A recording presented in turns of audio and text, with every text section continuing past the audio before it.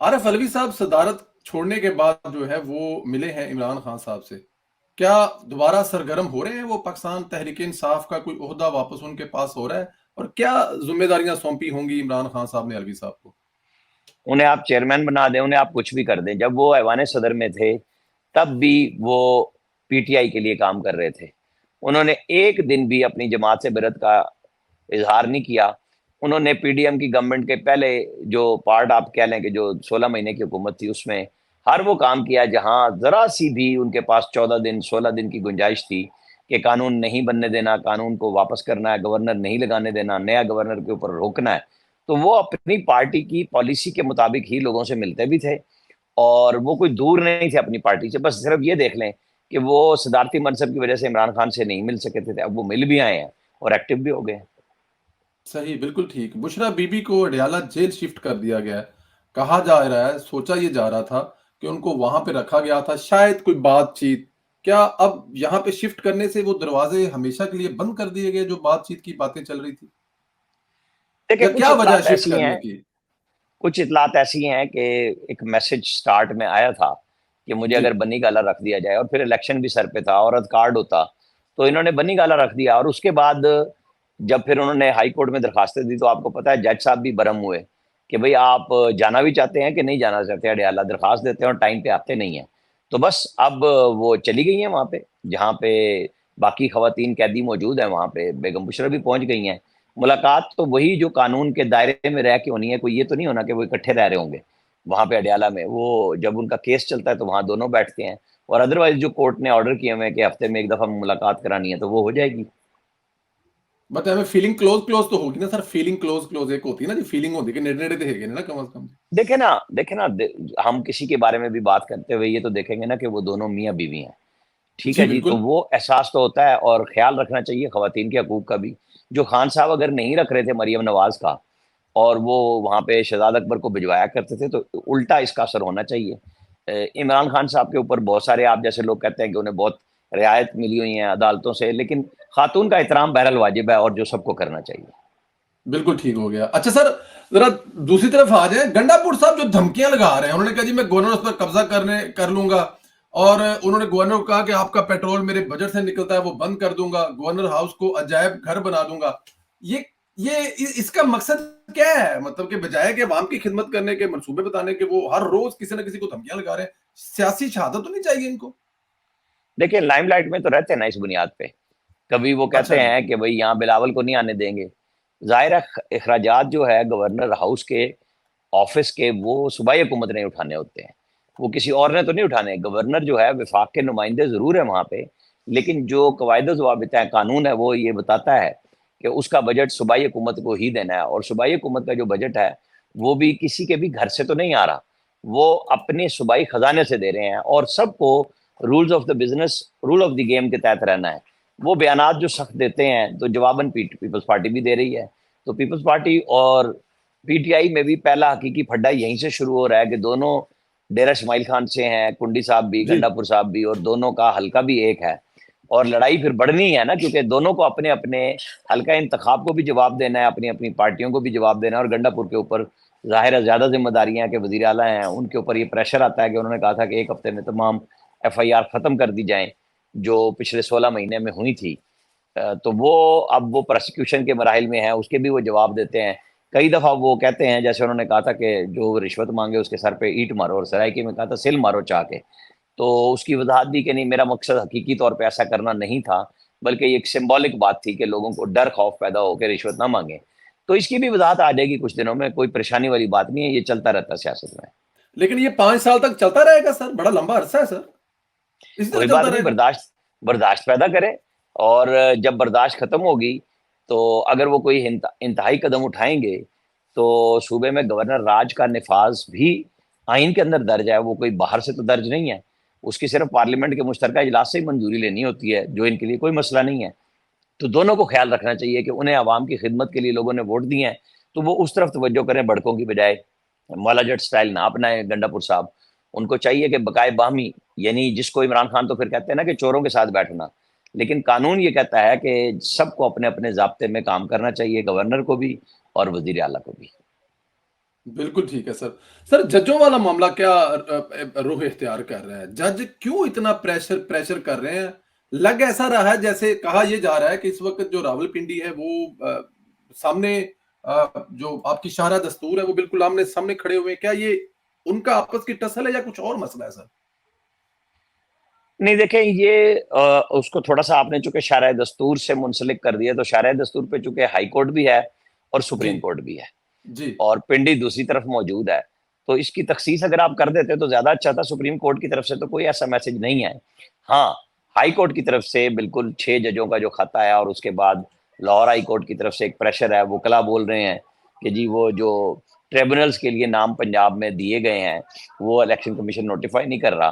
तो वो तो मैंने चेक किया है, मेरे हिसाब में तो वो बड़ी क्लियर बात है कि जो पिछले जिन्होंने 2018 के इलेक्शन कराए थे जस्टिस सरदार रज़ा साहब, उन्होंने लिख के कहा था कि हाई कोर्ट सिर्फ पैनल देगा और हम ट्रिब्यूनल खुद बनाएंगे। ये इलेक्शन एक्ट में लिखा हुआ है, ये हाई कोर्ट के कानून में नहीं लिखा हुआ कि वो बनाएंगे।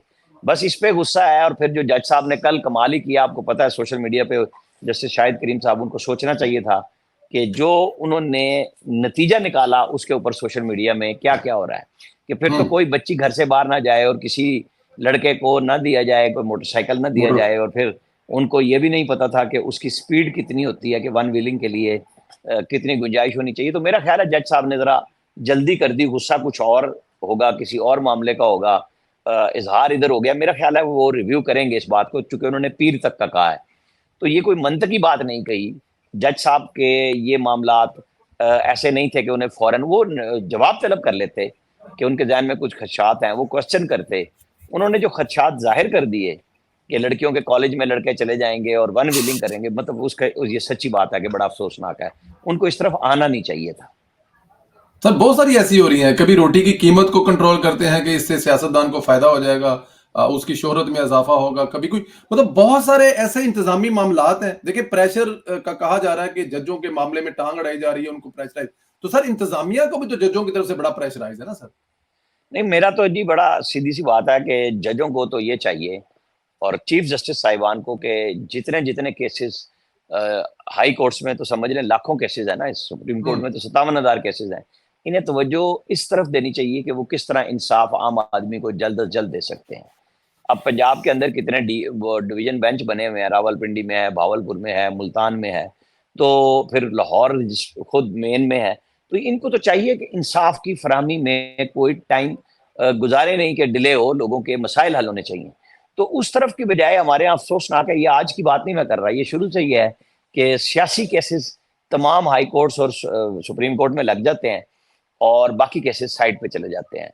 तो तवज्जो इसी तरफ होनी चाहिए, चीफ जस्टिस साहिबान को बैठना चाहिए कि किस तरीके से लोअर कोर्ट्स तक जाया जाए। मराहत बिल्कुल दे दी, तनख्वाहें बिल्कुल दे दी, तहफ़्फ़ुज़ बिल्कुल दे दिया, लेकिन आपको जिस काम के लिए चुना गया है वो आम आदमी को इंसाफ देना है, सिर्फ सियासतदान को इंसाफ नहीं देना।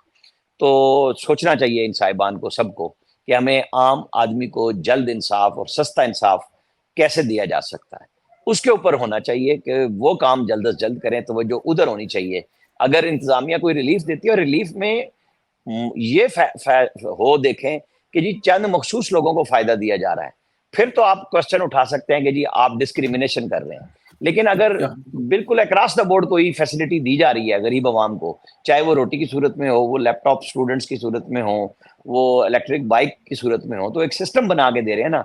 ये तो नहीं हो रहा कि लाहौर में अगर 10 कॉलेजों में देना है जी, यहाँ से हमें वोट पड़े थे और वहां से नहीं पड़े थे, तो ऐसा नहीं हो रहा। वो फिर एक तरतीब है, जैसे पहले लैपटॉप का काम शुरू हुआ था कि एक फैसला किया गया था कि यूनिवर्सिटी, जो सरकारी यूनिवर्सिटियां हैं, वहां जो भी पढ़ते हैं उनको लैपटॉप दिए जाएंगे। अब अगर कॉलेजेस का फैसला होगा तो ये तो नहीं हो रहा कि गवर्नमेंट कॉलेज लाहौर में देना और एफसी कॉलेज में नहीं देना, ऐसा तो नहीं है। सब जगह पे देने हैं ना, बखर में भी देना है, जो डेरा गाजी खान में बैठा है उसको भी देना है, मुल्तान वाले को भी देना है, सबको देना है। बिल्कुल ठीक है सर। इतलाएं हैं कि कोई हल्की फुल्की चटकलिश चल रही है काजी फैसल साहब और मंसूर अली शाह में, कितनी सदाकत है? नहीं नहीं, देखिए मैं आपको बताऊं कि आप अगर रेफर कर रहे हैं कि जो मखसूस नशिस्तें उन्होंने सस्पेंड कर दी और लोगों ने तबसरा शुरू कर दिया कि अगर आईनी तरमीम हो गई तो काजी फायद ईसा को 3 साल का फायदा होगा और मंसूर अली शाह को नहीं होगा। लेकिन जो आईनी तरमीम बिल फर्ज अब तक सामने भी आई है, तो उसमें मंसूर अली शाह को भी 3 साल का फायदा हो जाना है, क्योंकि अगर 3 साल काजी साहब को मिल जाते हैं तो फिर अगले चीफ जस्टिस के पास 22 दिन होंगे, जब वो मंसूर अली शाह चीफ जस्टिस बनते हैं तो ऑटोमेटिकली 3 साल का फायदा उनको भी हो जाएगा। ये कोई ऐसी बात नहीं है कि हम इस नतीजे पे फौरी तौर पे पहुंच जाएं कि जी ये चपकलिश है। उन्होंने देखा है कि नहीं, इस पे एक क्वेश्चन मार्क है। फैसला तो अभी होना है ना, 3 जून के बाद बड़ा बेंच शुरू हो जाएगा जब केस सुनेंगे, फिर हमें देखना चाहिए कि क्या उसके ऊपर फैसला होता है। और हतमी फैसला बहरहाल सुप्रीम कोर्ट का ही होगा, अभी तो अबूरी फैसला है। अब बुरी फैसला, बिल्कुल ठीक है सर। आपने जाहिर है एक लंबी चौड़ी तारीख देखी है पाकिस्तान की। 2 महीने की कारकर्दगी पर कोई सवाल तो नहीं किया जा सकता, लेकिन फिर भी मरियम नवाज साहबा के हर एक गुजरते दिन के साथ एक नए मंसूबे के साथ वो सामने आती हैं।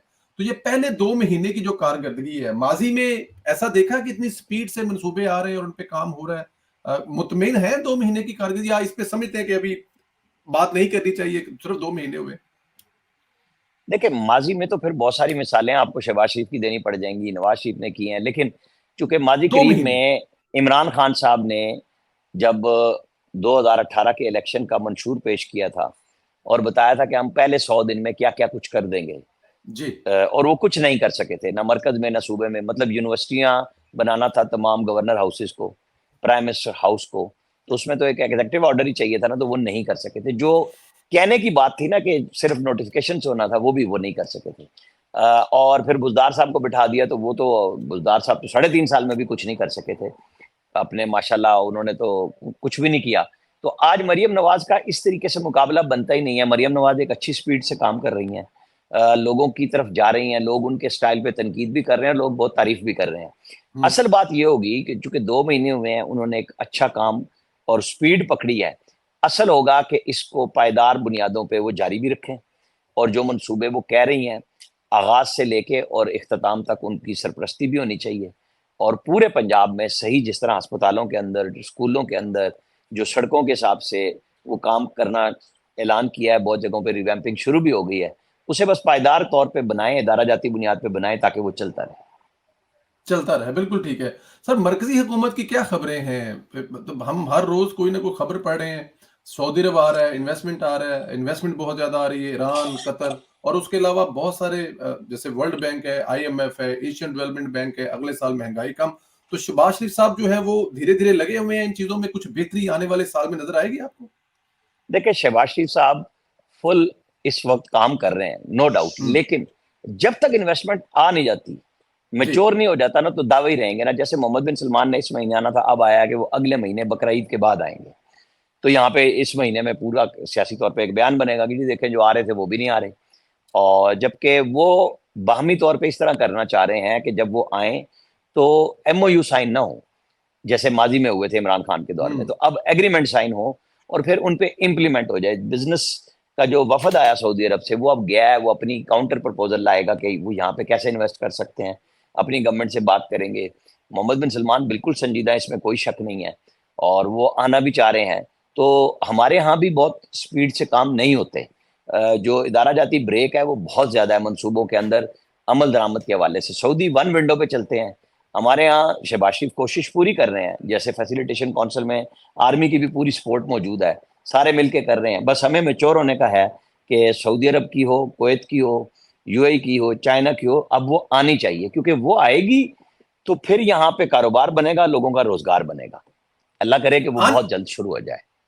आने में रुकावट क्या हो सकती है? जाहिर है, अगर सऊदी अरब कह रहा है वो आ रहे हैं, जा रहे हैं, रुकावट हो सकती है, खुदा ना करे तो क्या हो सकती है? क्या कोई PTI का रवैया माजी की तरह 2013-14 धरना, कोई इस किस्म की कोई हैपन आप समझते हैं कि हो सकती है? देखें, उन्होंने जो 9 मई गुजरा है उस पर पूरी ट्राई की थी कि वो एक जी। बड़ा पाकिस्तान के अंदर शो करें, वो कहीं नहीं कर सके। अब वो कहते हैं हमें इंतजामिया ने नहीं करने दिया, लेकिन जब लोग आ जाते हैं तो इंतजामिया कुछ नहीं कर सकती। तो लोग नहीं आए, और यही चीजें जो पाकिस्तान के अंदर बैठे हुए सफारतकार हैं वो अपने मुल्कों को रिपोर्ट करते हैं, वो यूरोप में भी, अमेरिका में भी, गल्फ में भी। तो वो भी देखते हैं कि यहाँ पे आर्मी ने बड़ी सख्त बयानात शुरू किए हैं PTI के बारे में, उनको एक बड़ा टोले का नाम दिया है, फितना बना दिया एक किस्म का कि भाई ये साजिशी टोला है और ये ठीक नहीं करने दे रहा। तो वो मेरा ख्याल है सब चीजें मिला के कि अगर पॉलिटिकली स्टेबिलिटी बनती है, बेहतरी होती है, जो IMF ने भी इजहार किया कि पाकिस्तान को सियासी इस्तेकाम चाहिए, तो वो गवर्नमेंट के भी मफाद में है, पाकिस्तान के भी मफाद में है। PTI को भी सोचना चाहिए कि उनके अपने मफाद में भी तभी होगा जब यहाँ पे कोई काम होगा, वो केपी में बेशक उनका 11वां साल हुकूमत में आ गया है, थोड़ा डिलीवरी कर लें। कुछ पीपल्स पार्टी को भी सोचना चाहिए कि बातों के अलावा अमली तौर पे भी करना चाहिए काम, फिर ही बात बनेगी। बिल्कुल ठीक है सर। मुझे जरा एंड में बताइएगा, आखिरी दो सवाल हैं कि नवाज शरीफ साहब जो है वो कहा जा रहा था कि सियासत से आउट हो गए हैं, उनका कोई रोल बाकी नहीं रहा, लेकिन आज फवाद चौधरी साहब ने कहा है कि अगर कोई मुज़ाकरात कर सकते हैं, किसी से हो सकते हैं, तो वो नवाज शरीफ से हो सकते हैं। तो इस यू टर्न पर क्या कहेंगे कि नवाज शरीफ से मुज़ाकरात?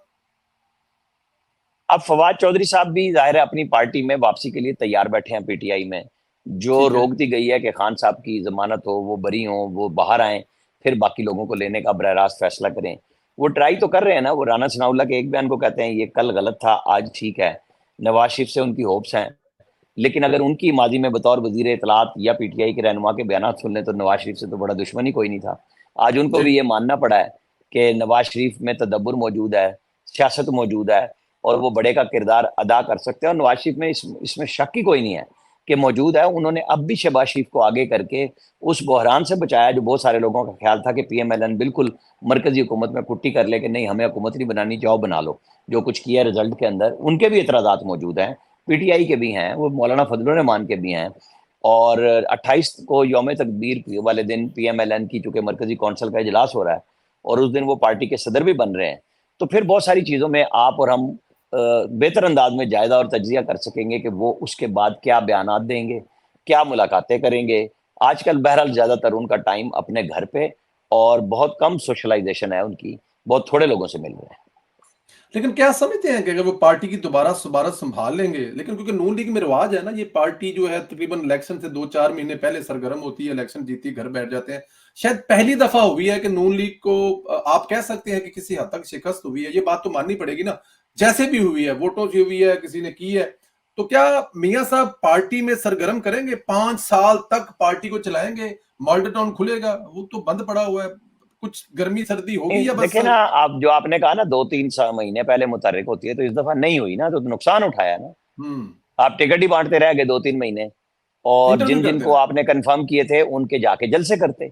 आपने जलसे भी नहीं किए। आप माहौल का, सोशल मीडिया का अंदाजा नहीं कर सके कि आपका मुखालिफ किस कुव्वत के साथ सरगर्म है। आप ठंड में रहे, ठंड मारते रहे, तो वो उसका नुकसान तो सियासी तौर पे हुआ है ना इन्हें। अगर ये पहले से चार्ज करते माहौल को, अपने लोगों को करते, तो रिजल्ट और बहुत बेहतर हो सकते थे। उसका बहरहाल इनको नुकसान हुआ। अब देखते हैं। मैं तो इसीलिए कह रहा हूँ कि जब वो पार्टी के सदर बन जाएंगे फिर हम तज्जिया बेहतर कर सकेंगे 28 के बाद उनकी क्या हिकमत अमली होगी। वो पार्टी को, ज़ाहिर है उन्हें बेटी को आगे लाना है, उसकी पंजाब की गवर्नमेंट को भी कामयाब करना है, भाई की मरकज़ में हुकूमत को कामयाब करना है, लेकिन सियासी तौर पे तो विरासत जो है वो बेनज़ीर इसके पास, मरियम नवाज के पास ही है। तो उसको अगर लेके चलना है तो फिर इन्हें मुतहर्रिक तो होना ही है। इस तरह नहीं चलेगा मुतहरक जिस तरह होना। अब चल रहा है। हाँ, इस तरह नहीं चलेगा। ये बिल्कुल ठीक है। राणा साहब, एक सवाल मिस कर गया हूँ माजरत के साथ। गंदम वाला